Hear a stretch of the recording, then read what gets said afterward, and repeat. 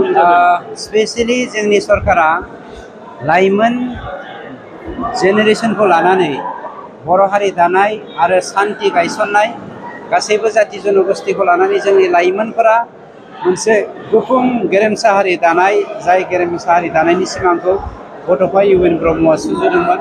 बेखौ जाफुंहोनायनि थांखिजों मानाव प्रमद बर' बिथां, मानाव देवजि ब्रह्म बिथां, मानाव रोंगोरा बिथांमोननि दैदेननायाव दिनै UPPL दोलोआ खौसेथिनि दौलेंजों मोनसे गोदान मुगानि मोनसे जोङो मा होनो दिङा सोरजिनानै बे दिङायाव गाखोनानै गासैबो हारि माहारिखौ दैदेननानै हारि गायसननाय थांखि।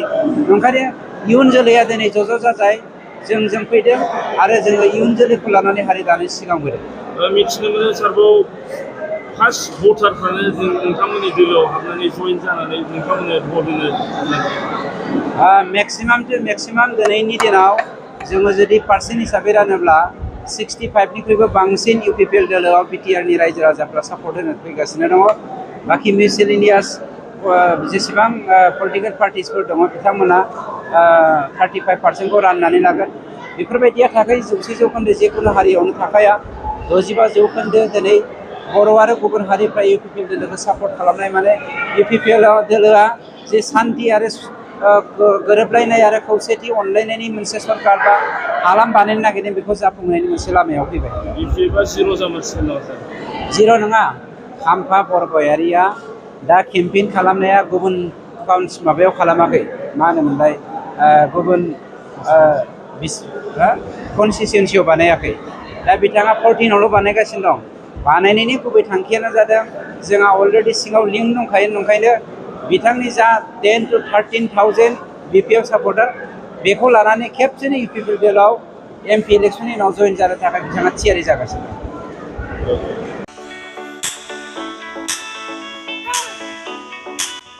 गेलेनायखौ मोजां मोनग्रा एबा गावबा गावनि गथ'खौ पेन्सिल सिलाट मार्शल आर्ट्सनि गोख्रों गेलेगिरि खालामनो सानग्राफोरनि थाखाय मोजां खौरां। चिरां जिल्लानि सापागुरि पेन्सिल सिलाट मार्शल आर्ट्स एकाडेमियाव मुं थिसननाया सोलिगासिनो। नोंथांमोना नोंथांमोननि गथ'खौ सापागुरि पेन्सिल सिलाट मार्शल आर्ट्सनि एकाडेमियाव मुं थिसननो हागोन।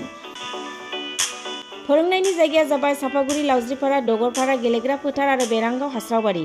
मख'जाथाव दि सापागुरि पेन्सिल सिलाट मार्शल आर्ट्स एकाडेमिनि सोलोंसाफ्रा गुबुन गुबुन जायगायाव गेलेफैनानै जाफुंसारदों।